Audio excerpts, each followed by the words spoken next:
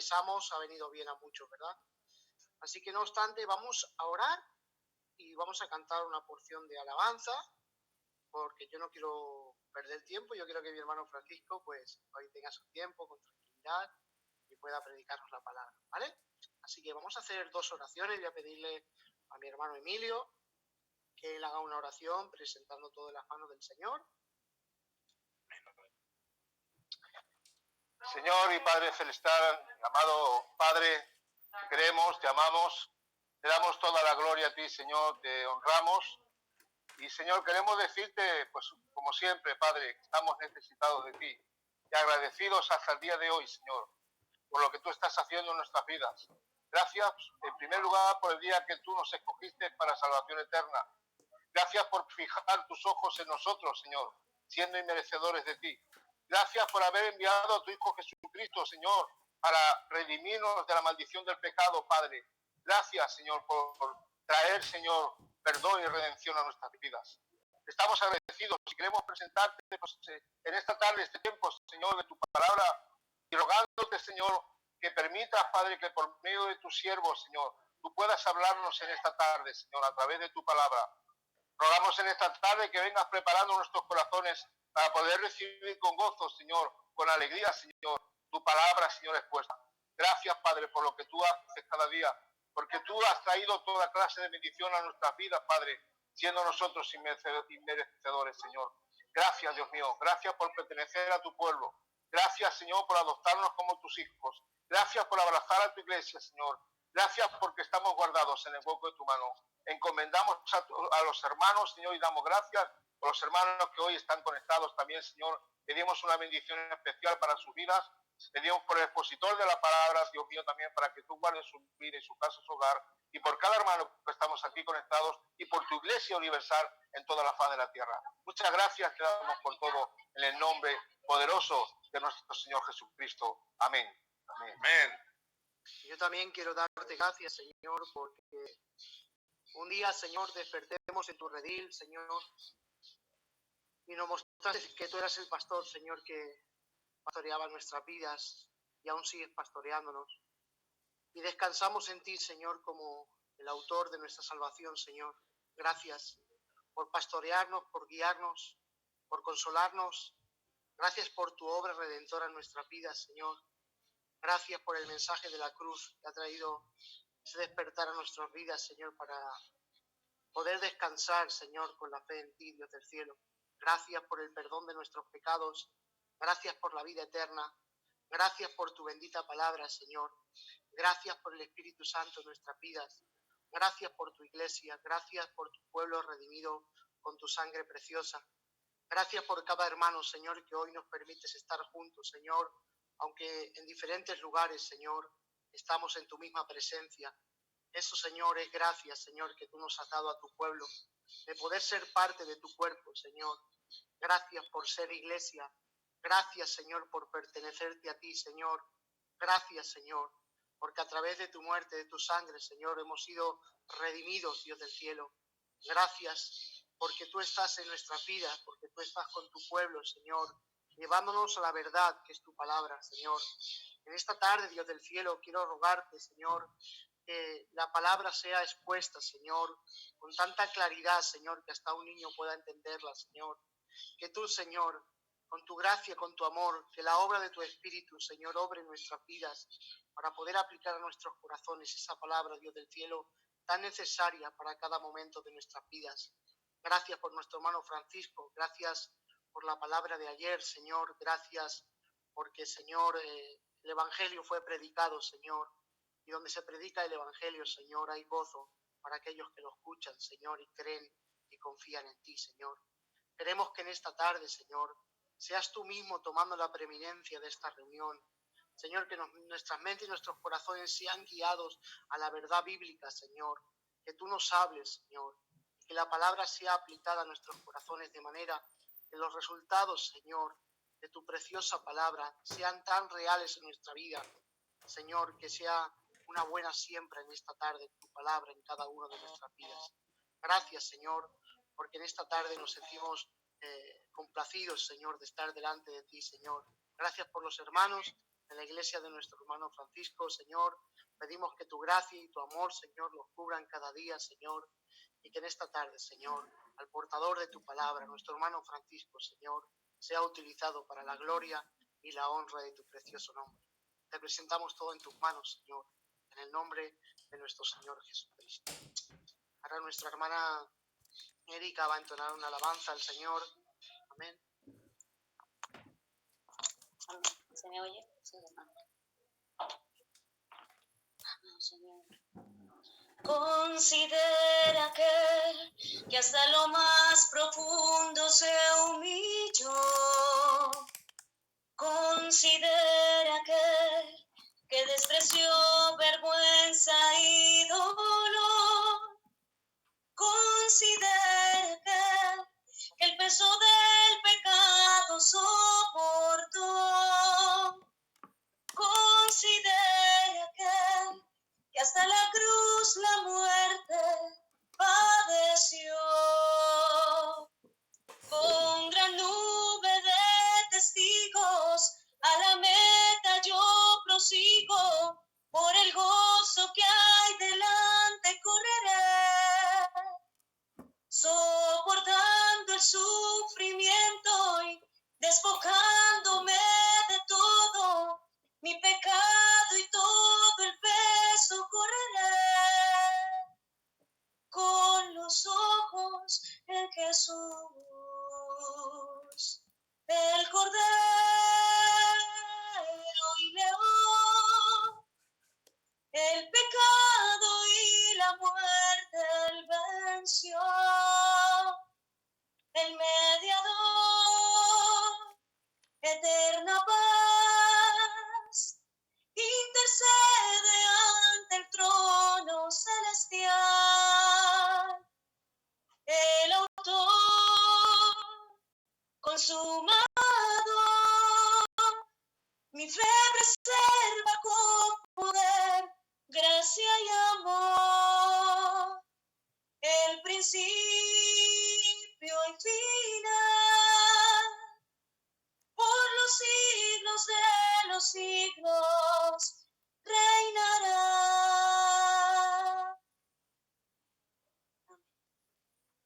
Amén.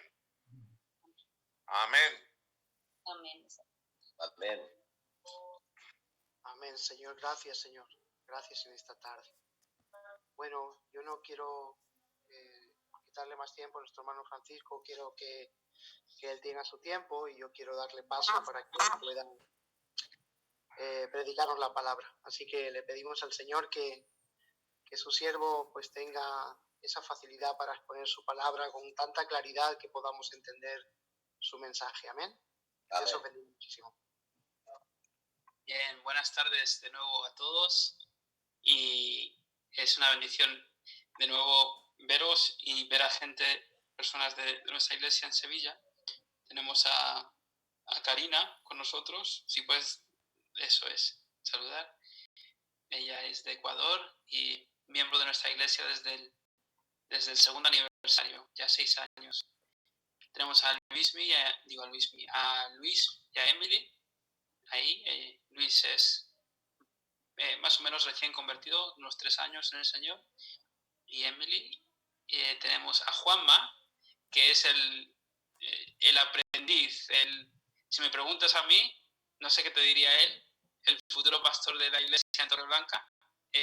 Tenemos una obra en una comunidad de personas gitanas de Portugal, y el hermano Juanma es el que lidera esa obra. Y ya conoce a vuestro pastor Rafael y a Daniel, porque juntos con otros 8 o 9 están haciendo un curso de preparación para el ministerio de la cual yo estoy encargado. Y tenemos a la hermana Carmen, que está ahí, si puede saludar, también recién convertida. El Señor la salvó hace como 2 años, ¿no, Carmen? Y viene de un trasfondo muy católico. Ella me decía, yo soy católica y me moriré católica. Y aquí está salvada por el Señor, ¿no? Entonces, es una pequeña parte de nuestra iglesia. Y mis planes, si el Señor lo permite, es visitaros algún día con Juanma y aprender de vosotros. Nosotros creo que nos podéis enseñar muchas cosas y tengo ganas de conoceros en persona. Valencia está un poquito lejos, pero después de estar en esta jaula tantas semanas, yo es que me iría hasta el otro lado del mundo, ¿no? Por salir de este ambiente. Y bueno, algunos no habéis escuchado la primera predicación, otros sí la escuchasteis ayer, otros la escuchasteis en nuestra iglesia hace unos meses. Entonces voy a explicar un poco que estamos hablando de que solamente hay un evangelio, ¿vale? Solo hay un evangelio. Cualquier desviación, por lo pequeña que sea, ya no es el mismo evangelio. Este evangelio hay que protegerlo, este evangelio hay que predicarlo, este evangelio hay que vivirlo. Y Pablo fue aún más duro y dijo que aquellas personas que no que anunciaban otro evangelio eran anatema, o sea, malditas. Y lo dice 2 veces. Vimos que para nosotros los cristianos ya convertidos por la gracia de Dios, pues entendemos que lo que Cristo hizo es suficiente, pero nuestra inclinación suele ser volver a nosotros mismos, ¿vale? Nuestra inclinación es volver a pensar, bueno, vale, lo que Cristo ha hecho está muy bien, pero ¿qué hago yo? ¿Qué es lo que yo aporto a esta conversión, ¿no? Y lo que tú aportas es pecado, nada más y nada menos. El glorioso intercambio, Dios nos da su justicia y nosotros le damos nuestro pecado. Esta es la maravillosa salvación de la que somos parte. Pero Pablo les dice muy fuertemente: oh Gálatas insensatos, ¿quién os fascinó para no obedecer a la verdad? Y ayer hablábamos de que de la misma manera que Dios nos convirtió, Dios nos santifica. De la misma manera que por fe humilde, como la de un niño, respondimos al Evangelio, de igual manera seguimos creciendo respondiendo al Evangelio como ya convertidos, ¿no? La tendencia, la tentación es empezar a hacer de cosas que no son importantes, tan importantes como el Evangelio. Y cuando empezamos a caminar por ese camino, solemos llegar a mal lugar, o al orgullo fariseico, o a tirar la toalla y a abandonar la fe, ¿no? Ahora, sabemos que los que Dios salva mantiene hasta el final, ¿no? Creemos en la perseverancia de los santos. Pero había varios tipos de personas en Galacia. Había personas que habían sido verdaderamente regeneradas y había personas que estaban intentando averiguar si este mensaje era para ellos. Personas que estaban a lo mejor entre el antiguo pacto, el nuevo pacto, entre los sacrificios, el sistema del segundo templo y el nuevo pacto, ¿no? Y luego tenías a falsos maestros. Y es curioso que Pablo liga al verdadero evangelio directamente con Cristo y liga al falso evangelio directamente con los falsos maestros. Entonces, si te desligas del evangelio, te desligas de Cristo, y si aceptas los falsos evangelios, realmente estás siguiendo a falsos maestros. Por eso esto es algo tan importante, ¿no? Y vimos el ejemplo de Abraham y como el Señor nos dijo que los que somos de la fe, somos hijos de Abraham. Ya no vale con simplemente nacer como hijo biológico de Abraham. Ahora el Señor estaba enseñándonos a través de los evangelios: tenéis que arrepentiros. Los verdaderos hijos de Abraham se arrepienten con fe. Esos son los hijos, ¿vale? De toda nación, de toda lengua, de todo lugar. Y bueno, el capítulo 4 sigue siendo una exposición teológica brillante del apóstol Pablo, ¿vale? Y nos lo tenemos que saltar porque solamente tenemos 2 sermones. Si quisierais toda la serie de sermones, pues tendríais que bregar conmigo muchos domingos, y creo que a lo mejor no merecería la pena, mejor que lo haga el pastor Rafa. Y bueno, en el capítulo 5 vamos a leerlo, pero antes de nada vamos a pedir al Señor que nos ayude. Padre, te alabo, consuélanos, convéncenos, ayúdanos con tu palabra. Sé tu Espíritu Santo el que habla en nuestros corazones, y no yo, Señor, porque sabemos que mis palabras pues no son de ningún valor, sino no son dirigidas por ti, Señor. Si hay alguien aquí que está andando en esclavitud, que hoy se arrepienta, y los que estamos en la libertad del Evangelio, que no abusemos la libertad, Señor, para dar ocasión a la carne, sino que entendamos que la libertad del Evangelio nos lleva una vida totalmente entregada a nuestro Señor. Bendice a la iglesia de Valencia, bendice nuestra iglesia en Sevilla y, Señor, la iglesia que tenemos en Nervión, en Torreblanca, en Macarena, Señor, cuídanos, Señor. Señor, te amamos y te damos gracias, Jesús, porque somos libres. Y en tu nombre oramos, Jesús. Padre, amén. Muy bien. Vamos a empezar con el versículo 1 de Gálatas 5. Creo que hay un tiempo de preguntas y respuestas, ¿no, Pastor Rafael? Sí, bien. Entonces voy a intentar dejar suficiente tiempo para que me interroguéis, ¿vale? Gálatas 5:1 dice, y esto es radical: estad, pues, firmes en la libertad con que Cristo nos hizo libres, y no estéis otra vez sujetos al yugo de esclavitud. Escuchar como lo dice otra versión de la palabra. Cristo nos libertó para que vivamos en libertad. Pero cuán rápidamente los que hemos sido librados queremos volver a los caminos de esclavitud. Todo lo que hay fuera del Señor Jesús es esclavitud, ¿vale? Si adoras el dinero, nunca tendrás suficiente. Si adoras el poder, nunca serás suficientemente poderoso. Si quieres ser religioso, nunca habrás sido suficientemente religioso, ¿vale? El único que trae verdadera libertad al creyente es Jesús. Es por eso que cuando Jesús retó a los discípulos verdaderos, cuando otros se habían ido, se habían apartado, y les dijo también, enseña la palabra que les confrontó, también os vais a ir vosotros. Jesús dijo, ¿a quién iremos? Tienes palabras de vida eterna, ¿no? Cuando encontramos a Jesús, encontramos lo que nuestra alma siempre ha estado buscando. Y la iglesia en Galacia estaba abandonando la libertad para comprar un montón de esclavitud. La circuncisión, la ley mosaica, muy bien, pero lo que había detrás de todo eso, ¿vale? Porque la ley no es mala, pero lo que había detrás de buscar la salvación a través de la ley era esclavitud a falsos maestros, que inclusive se inventaban normas de conducta, ¿no? Y Pablo les dice claramente, estar firmes en esta libertad, no estéis sujetos al yugo de esclavitud, ¿vale? Esto es algo que se dice en presente continuo, ¿vale? No esclavitud de cadenas materiales o de una cautividad o de la tiranía, ¿no? Del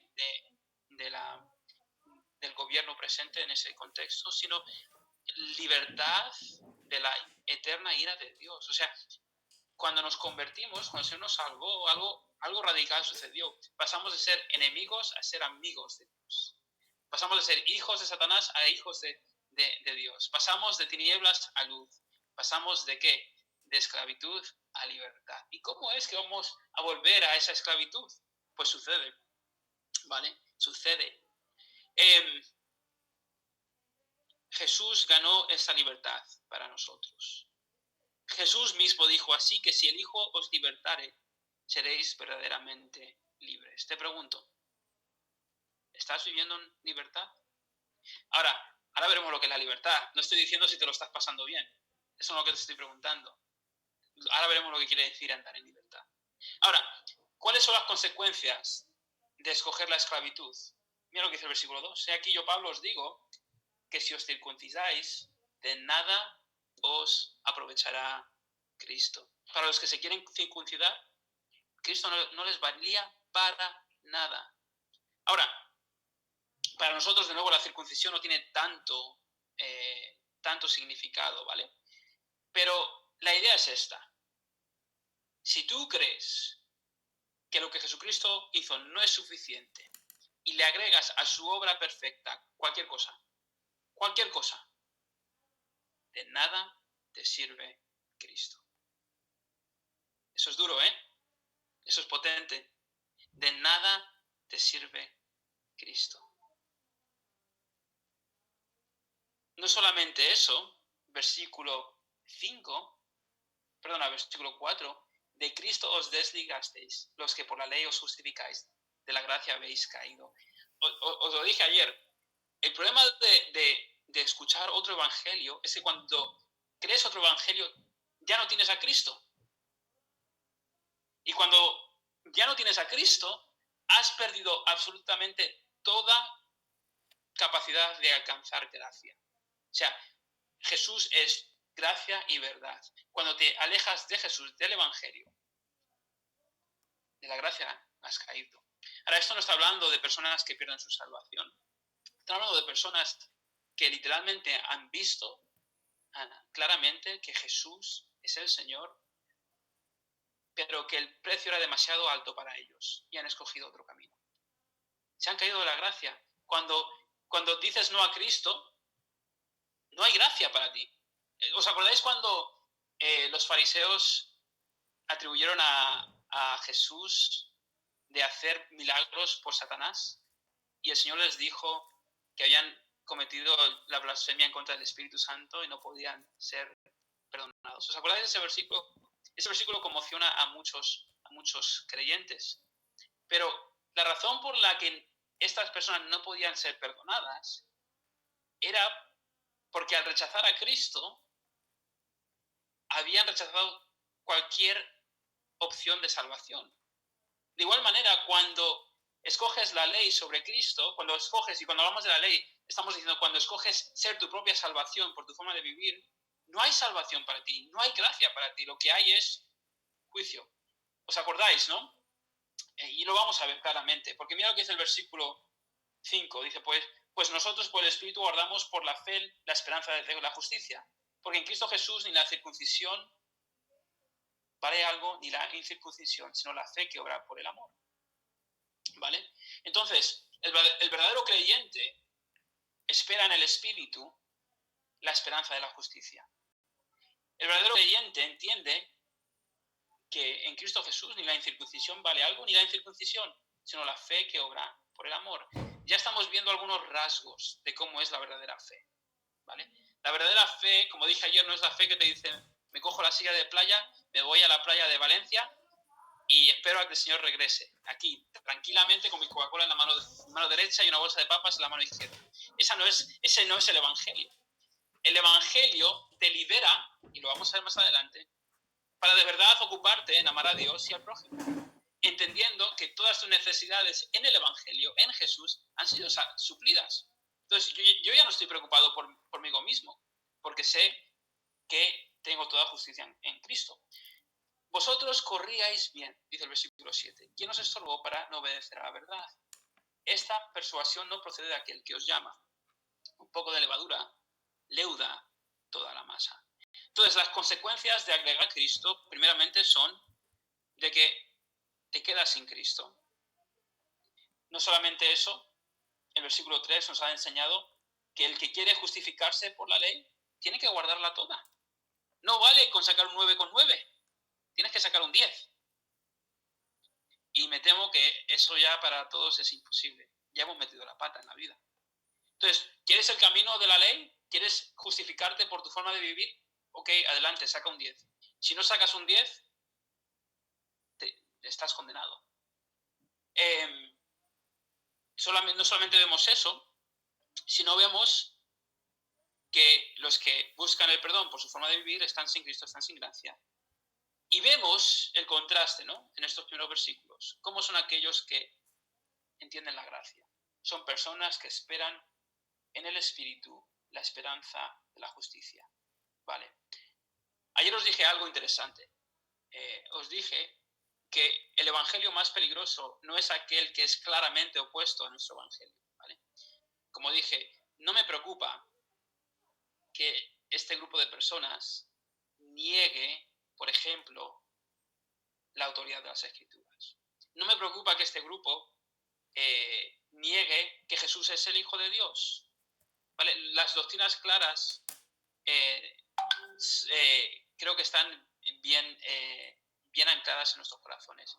El evangelio que es peligroso es aquel que cumple la descripción del versículo 9. Un poco de levadura leuda toda la masa. O sea, como os dije ayer, no os beberíais un vaso de agua si os digo es 99% agua y 1% veneno. ¿A que no?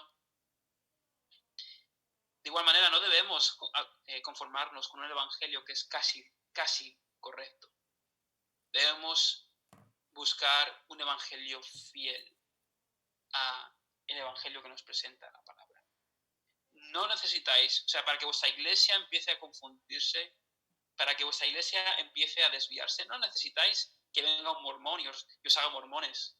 Lo único que necesitáis es una persona que se desvíe del evangelio un poquito y de repente tendrás una masa leudada.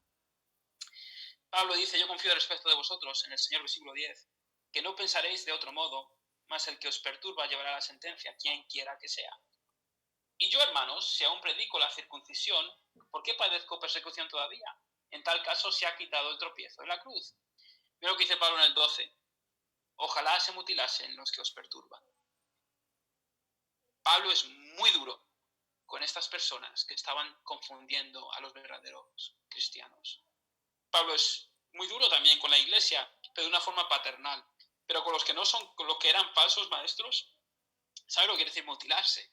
O sea, está diciendo, esos que quieren que os cortéis un trocito de vuestras partes íntimas, ojalá se cortasen enteramente eso.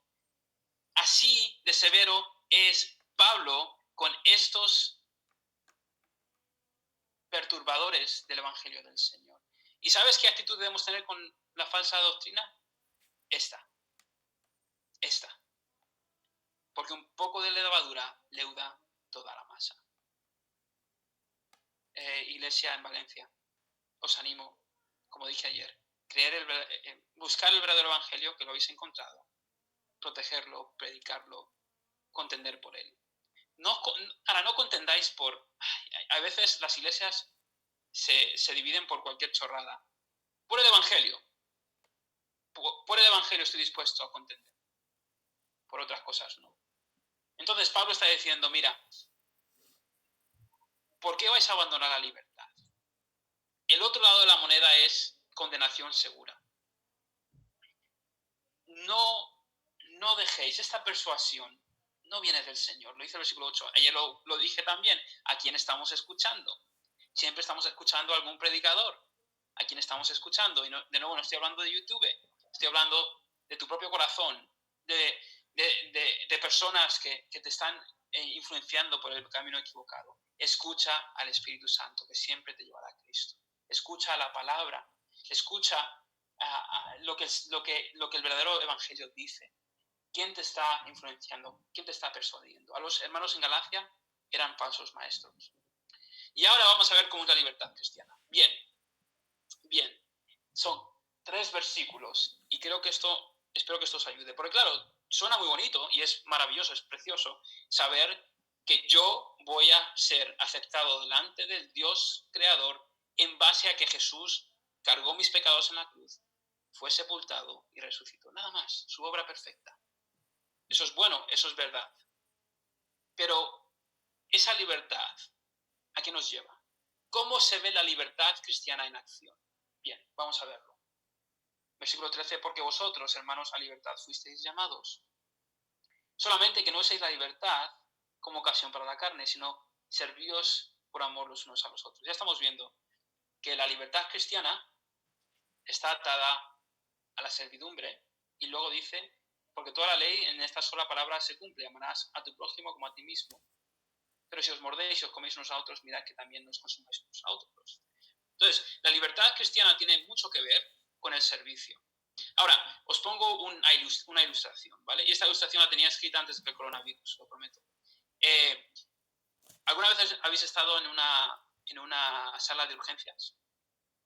Yo una vez estaba en casa viendo el Real Madrid contra el Sevilla, me acuerdo. Eran las 10:30 de la noche, por ahí me llama alguien y me pide por favor que vaya a la sala de urgencias porque tenían un familiar enfermo. Entré en esa sala de urgencias y vi solamente a 2 tipos de personas. Personas peleando por su vida y personas entregadas por salvar la vida de otros. Los que estaban peleando por su vida estaban enfermos. Estaban entre la muerte y la vida. Estaban enchufados a máquinas. No tenían salud, por lo tanto no tenían fuerza para ayudar a nadie. Los sanos estaban ocupados en, de alguna manera o de otra, ayudar a estas personas a seguir viviendo. La idea es esta, que alguien que ha entendido el Evangelio anda en esta libertad que nos permite de verdad vivir vidas entregadas por los que no están bien. Y los que no tienen el Evangelio, los que no andan en la libertad del Señor, están tan preocupados por vivir, por de alguna forma o de otra encontrar la vida por sus propias fuerzas, que realmente lo que están haciendo es sobreviviendo y además acaban, como dice el versículo 15, consumiéndose los unos a los otros. Entonces, la libertad cristiana es esta vida en servidumbre, en amor a Dios verdadero y en amor al prójimo. Un momentito, tengo que enchufar mi iPad, que si no me voy a quedar sin notas. Un momentito.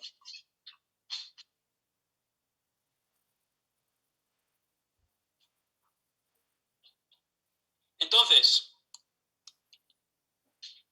es curioso que la libertad cristiana no es todo vale.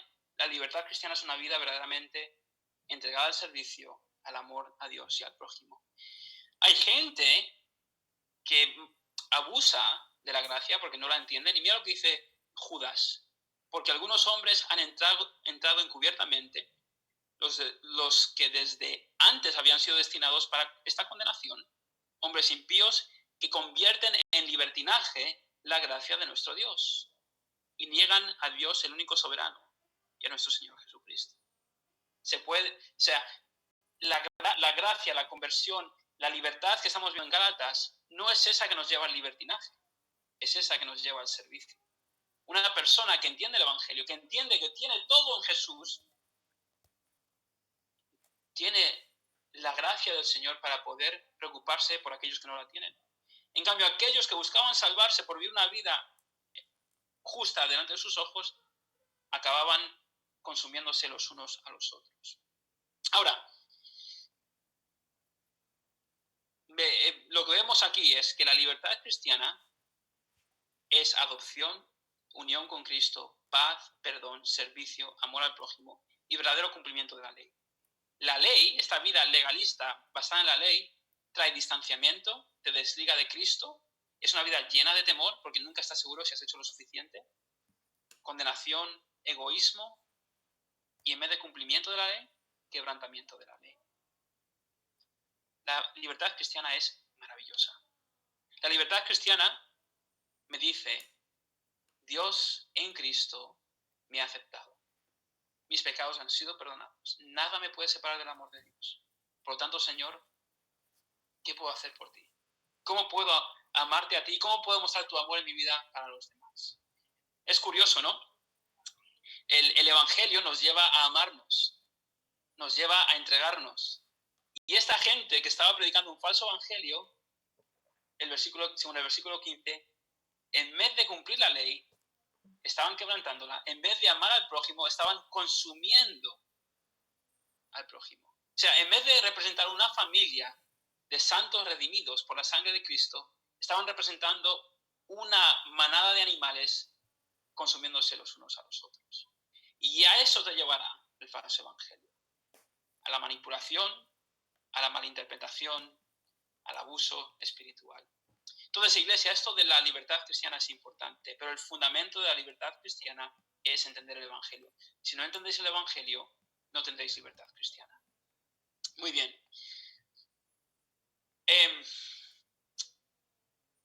Voy a leeros unas palabras que a mí me han ayudado mucho. Dice, antes de la caída del hombre, podíamos pecar o no pecar.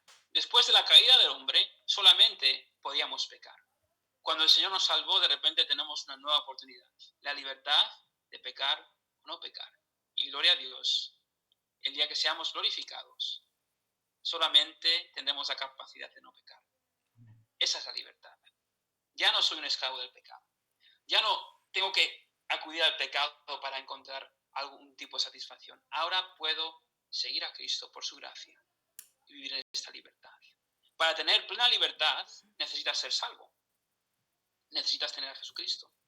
Cuando Jesús nos libera, Él nos da la libertad en todo sentido.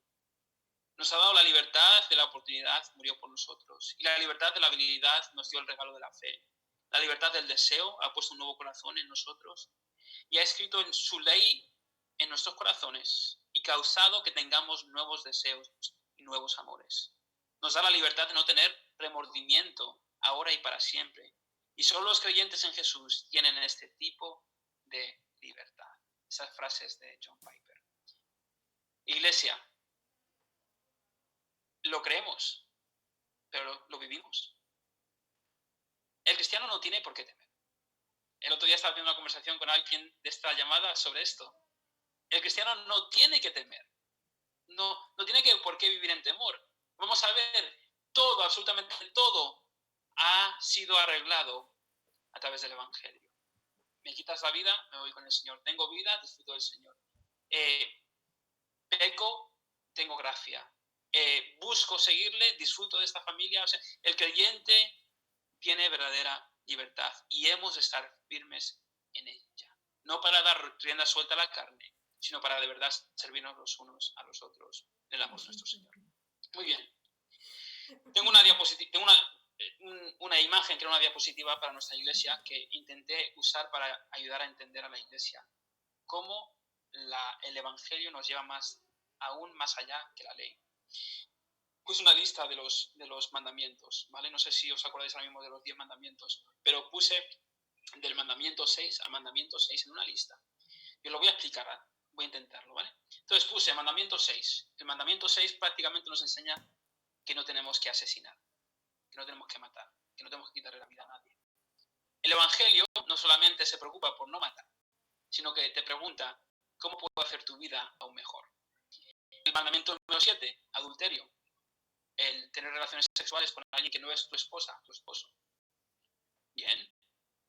Pero el Evangelio no solamente dice que no voy a acostarme con otra persona, sino que nos dice cómo puedo respetar el cuerpo y la sexualidad de la otra persona, del prójimo. Mandamiento número 8. No robar. Muy bien. Está bien que no robemos, pero el Evangelio nos lleva aún más lejos. Y nos dice, ¿cómo puedo no solamente no quitarte, sino cómo puedo darte? El mandamiento número 9, murmurar. Ese nos cuesta, ¿no? Murmurar. ¿Vale? La ley dice que no murmuremos, pero el Evangelio no solamente nos lleva a no murmurar, sino a pensar y a decir lo mejor de las personas. Mandamiento número 10, la codicia. No solamente nos dice, la ley no dice que no codiciemos, pero el Evangelio nos lleva no solamente a no codiciar, sino a vivir vidas radicalmente generosas. ¿Captáis la idea? El Evangelio no solamente cumple la letra de la ley, sino que el Evangelio nos lleva a cumplir el espíritu de la ley. Porque el espíritu de la ley es amarás a Dios y a tu prójimo como a ti mismo. Entonces, entender el Evangelio, creerlo, protegerlo, nos lleva a una iglesia, a unas vidas que andan en la libertad del Señor, la libertad de Cristo. Iglesia en Valencia, iglesia en Sevilla. Estad, pues, firmes en la libertad con que Cristo nos hizo libres. Fue una libertad con un precio muy alto. El Hijo de Dios tuvo que ser dañado, tuvo que sufrir, derramó su sangre preciosa, fue sepultado, resucitó, para que tú y yo ahora seamos libres. Solo Él es digno de ser adorado. Olvidaros de los falsos maestros y seamos fieles a aquel que nos salvó. Padre, te alabo. Gracias por tu palabra. Yo he disfrutado mucho de poder compartirla y la verdad es que yo sé que no me siento como digno, sé que lo que soy, pero por tu gracia, Señor, escoges usar tu palabra y espero que así haya sido en esta tarde. Ayuda a la iglesia en Valencia y en Sevilla a andar en esta libertad. No un libertinaje egoísta, sino una libertad totalmente entregada a ti y a nuestros hermanos. Gracias, Jesús. Obra, Padre, a través de tu Santo Espíritu. Te lo pedimos todo en el nombre de Jesús. Amén. Bueno, creo que nos queda un poquito de tiempo. Gracias le damos al Señor por este tiempo en su palabra, ¿verdad? Donde hemos podido disfrutar de ella. Ahora, pues nada, si hubiese estado en Valencia te hubiésemos invitado a cenar, Francisco. Una buena cena ahí hubiéramos puesto. Pero hemos preparado unas preguntas, ¿vale? Bien. ¿Te sirve? ¿Vale? Entonces hay dos hermanos que son moderadores. Los hemos tomado como moderadores para hacer las preguntas. Es nuestro hermano Alfredo y Adolfo y nuestro hermano Antonio. ¿Vale? Ellos te van a encargar de hacer las preguntas. Amén. Aleluya. Yo soy el hermano Adolfo. Gracias. hay dos preguntas que son del tema de ayer, ¿vale? De Gálatas 1 y Gálatas 3, ¿vale? Y te voy a decir la primera. ¿Qué implica librarnos del presente siglo malo? ¿Qué texto era exactamente? Sí, es Gálatas 1. ¿Versículo?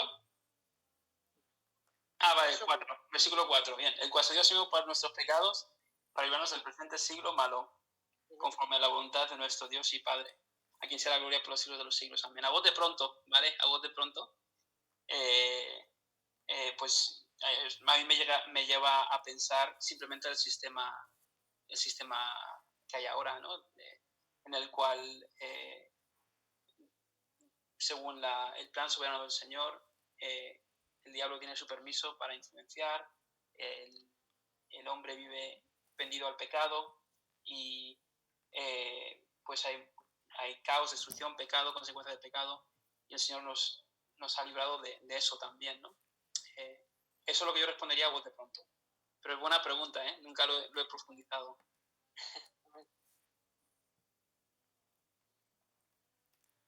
Amén. Buenas tardes, hermano Francisco. Por descarte, yo soy el hermano Antonio.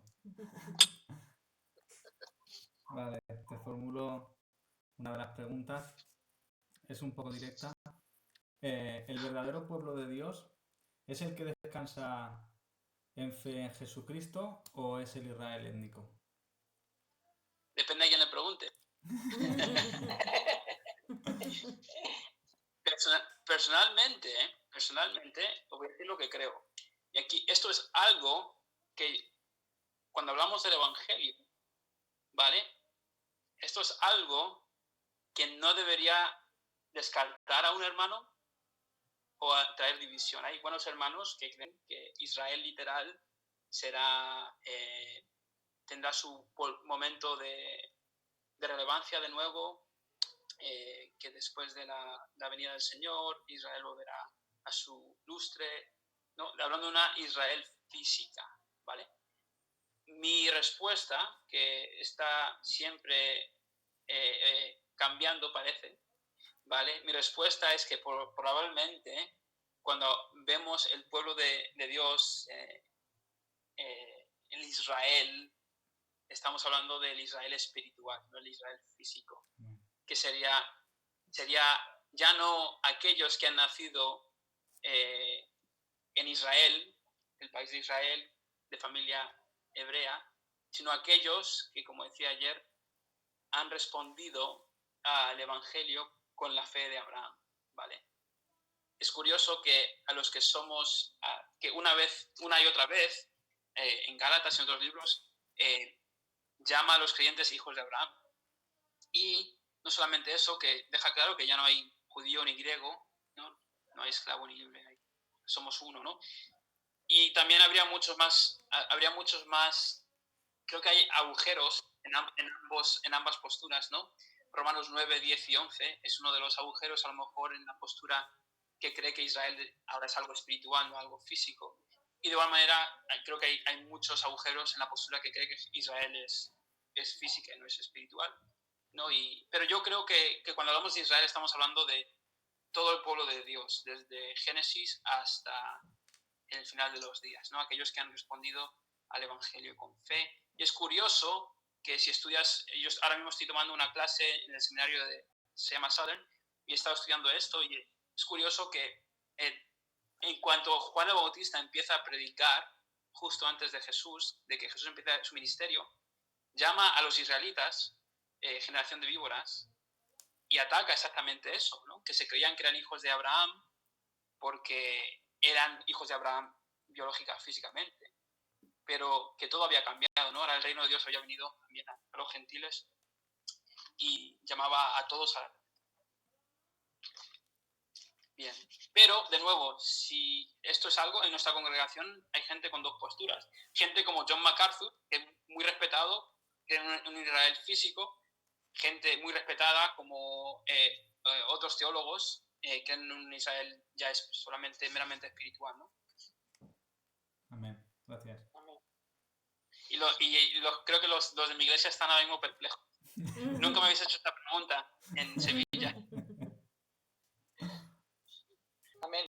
Entonces, a ver, cuando estaba hablando de bendecir a las naciones, Sí. ¿estaba hablando de la iglesia? Cuando está hablando de bendecir a las naciones, Y cuando le dijo a Abraham, en ti se verán benditas todas las naciones, ¿se refería ya a nosotros, hacia la iglesia? se refería a las naciones. O sea, suena simplístico, pero recuerda que la iglesia empezó en Hechos 2. Pero antes de Hechos 2 ya había personas que habían respondido con fe al evangelio, ¿no? Sea Rahab, que era gentil, sea Naamán, o sea, a lo largo de la historia ha habido gente que ha respondido al Dios, ¿no? Con fe, o mirando hacia la cruz o mirando atrás a la cruz. Entonces yo creo que habla de las naciones en general, incluyendo a la iglesia, por supuesto. Incluyendo a la iglesia. Claro. Pero no creo que cuando estemos en el nuevo cielo y en la nueva tierra, no creo que esté Israel en un lugar y la iglesia en otro lugar y los que estaban entre. O sea, seremos un pueblo, una esposa, es lo que yo creo. Amén. Amén. Bueno, pasamos a la siguiente pregunta. Referente a los pactos que Dios ha hecho, ¿siempre Dios ha recordado que era por fe y no por obras? ¿O fue algo relacionado a lo que se le suele llamar la etapa de la gracia? Bien. Ok. Esta es una pregunta también potente, ¿no? Vale. Los pactos, ¿vale? Los pactos son importantes desde el principio, ¿vale? Por ejemplo, el pacto abrahámico, ¿no? ¿Vale? Me estás preguntando si no sé si me estás preguntando si los pactos todos tenían como divisa la gracia o si algunos de verdad involucraban la ley. No, si todos involucraban la gracia. Vale, sí.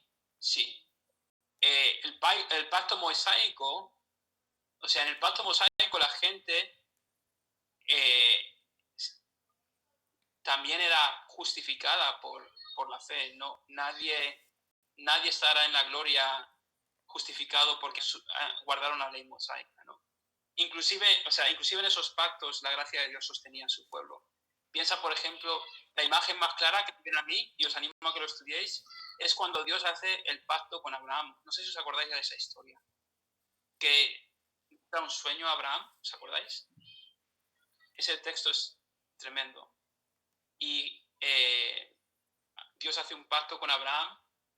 Abraham se queda como en un trance y ves una antorcha cruzar los animales que se habían marcado, como en esos tiempos matabas animales, si recuerdo bien, hacías un camino y decías con esa imagen, si yo no cumplo mi palabra, que me pase a mí lo que le pasan a estos animales, ¿no? Y curiosamente que Abraham entra en un trance, en un sueño, y ves una antorcha cruzar ese pacto, cruzar esos animales. Y ahí ya ves una imagen clara del Señor diciendo, tú no lo vas a cumplir, pero aunque tú no lo cumplas, yo cumpliré mi pacto contigo, ¿no? Entonces, en todos los pactos encontrar la gracia del Señor. En la respuesta rápida es sí. Siempre el hombre siempre ha sido justificado por la fe, por la gracia del Señor. Amén. Dios, en otras palabras, la elección era vigente desde el principio. A Jacob he amado, a Esaú he odiado, ¿no? Entonces, desde el principio, la gracia del Señor es quien nos ha puesto, ¿no?, como su pueblo. Gracias. ¿Cómo sé que mis obras son de fe y no son muertas? Bien. Rafael, ¿quieres responder esa pregunta? La respuesta creo que a lo mejor más práctica, con respaldo bíblico, yo creo, es que ahí tienes que cuestionar tus motivaciones. Te pongo un ejemplo.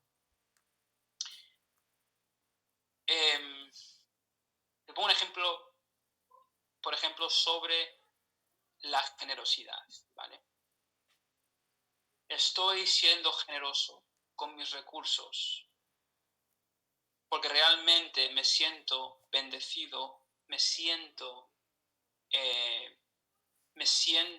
rico en Cristo, o estoy siendo generoso porque quiero que Dios sea generoso conmigo. Otro ejemplo.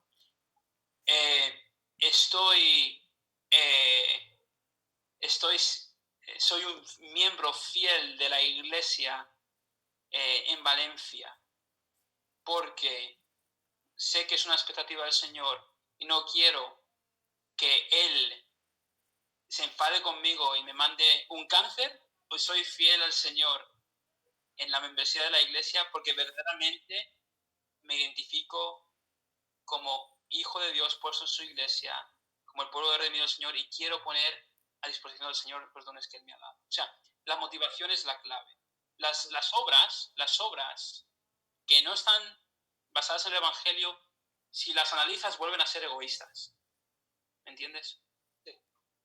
En cambio, las obras que el Señor produce en nosotros realmente son hechas no esperando algo de vuelta, sino simplemente desde un corazón de agradecimiento por haber sido salvado. Yo creo que esa es la respuesta más práctica, más fácil de comprender. Es muy fácil, ¿vale? Lo digo porque yo he estado allí, hacer buenas cosas porque no quieres que Dios te juzgue. Y eso está bien, pero eso no puede ser lo único, eso no es suficiente. Temo a Dios, pero ese temor me lleva a una vida entregada a Él, llena de agradecimiento y llena de gozo. Si lo único que estoy haciendo es evitar juicio e infierno, no he entendido el Evangelio. Cristo mismo, en algún momento, Cristo mismo tiene que ser el tesoro de la vida cristiana, no lo que la vida cristiana te da. Por ejemplo, si no tenemos cuidado,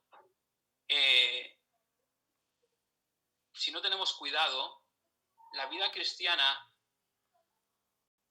acaba siendo motivada por a lo mejor el sentimiento de comunidad. Oye, yo estoy solo, necesito gente en mi vida, necesito un lugar donde me acepten y, pues mira, esta gente es amable, pues venga, soy cristiano. Soy moralista, me gustan este orden, me gustan estas pautas, me gusta esta forma de pensar, y te mueres sin haber experimentado la regeneración, ¿vale? Entonces, si tus obras, si tu vida cristiana no están ligadas a Cristo, si el Evangelio no está ligado a Cristo, entonces yo creo que tienes mucho que pensar, ¿no? Examinar. Amén. Bueno, si tenemos tiempo, pasamos a la siguiente pregunta. Yo tengo, sí, todavía hay tiempo. Yo tengo todavía 15-20 minutos. Tranquilos. Vale. Vale. Cuando Pablo hace referencia a lo que Jesús dijo de un poco de levadura leuda toda la masa, Jesús se refería a la hipocresía, hizo referencia a la hipocresía. Entonces la pregunta es, ¿la hipocresía fue lo que llevó a los Gálatas a justificarse ante Dios por medio de las obras? Sí y no, porque es curioso que el ejemplo que Gálatas nos da sobre esta hipocresía es el ejemplo de Pedro. ¿Os acordáis? En el capítulo 2, 1 y 2 creo que es, Pablo nos da el ejemplo de Pedro, que él, por temor a los judíos, se comportaba como un judío cuando estaban los judíos delante y se comportaba como un gentil cuando los judíos no estaban delante. Y la hipocresía, claro, la hipocresía fue lo que, por ejemplo, trajo muerte a Ananías y Safira. Dios ha sido muy serio desde el principio. La iglesia no puede funcionar a través de la hipocresía, no puede funcionar. Tenéis que, de nuevo, aquí es muy importante que cuando estudiéis libros de la Biblia os vayáis al contexto original. Entender que estos hermanos en Galacia probablemente dependían mucho de la sinagoga local, dependían mucho del sistema judío. Entonces, el convertirse, el ser cristiano verdadero venía con un alto precio. Entonces, seguramente que había la tentación de convertirse. Había la tentación de denominarse cristiano, porque sabemos que cuando Dios convierte es algo radical, es día y noche, ¿no? O sea, día. Pero seguro que había la tentación de ¿cómo puedo hacer que estas dos cosas funcionen, ¿no? ¿Cómo puedo tener un pie aquí y un pie allá?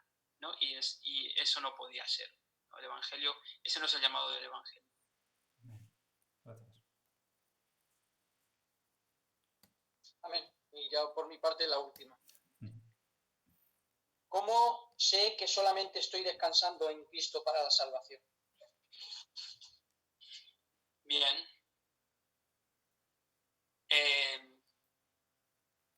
Buena pregunta. Te voy a... Hasta luego, Luis. Nos vemos.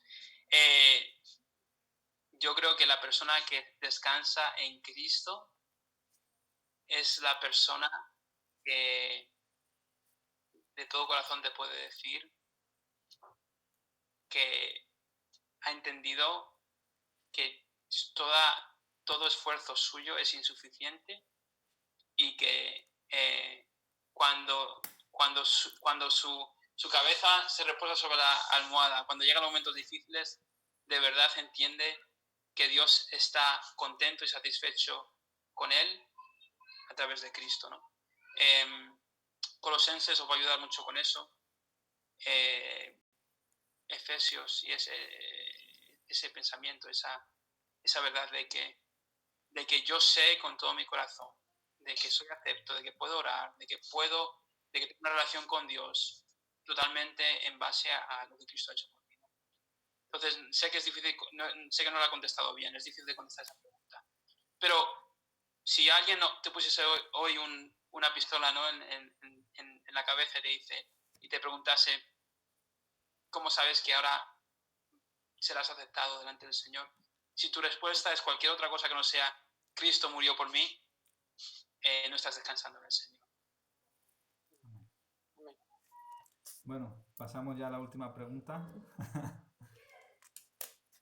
¿Qué factores deben darse para que un cristiano se aparte de la completa dependencia de Cristo? Hipocresía es uno. Hipocresía. Temor al hombre. Malas influencias. O sea, hay una inclinación que me preocupa a mí, y hay mucha hambre por leer libros teológicos y poca hambre por estar en la palabra metidos. Hay la presión social, o sea, hay tantos factores cultural.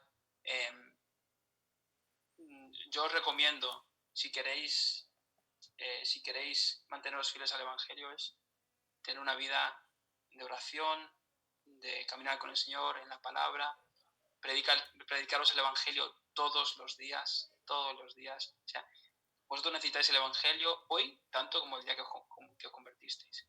Predicaros el Evangelio, ¿no? La imagen de un martillo, uno de, no sé si era Lutero o Spurgeon, que decía que se golpeaba como con un martillo el Evangelio en la cabeza todos los días. Sí. Tenéis que entender que el diablo, que el mundo, los falsos maestros, siempre intentarán alejarnos del Señor, ¿no? Y del Evangelio.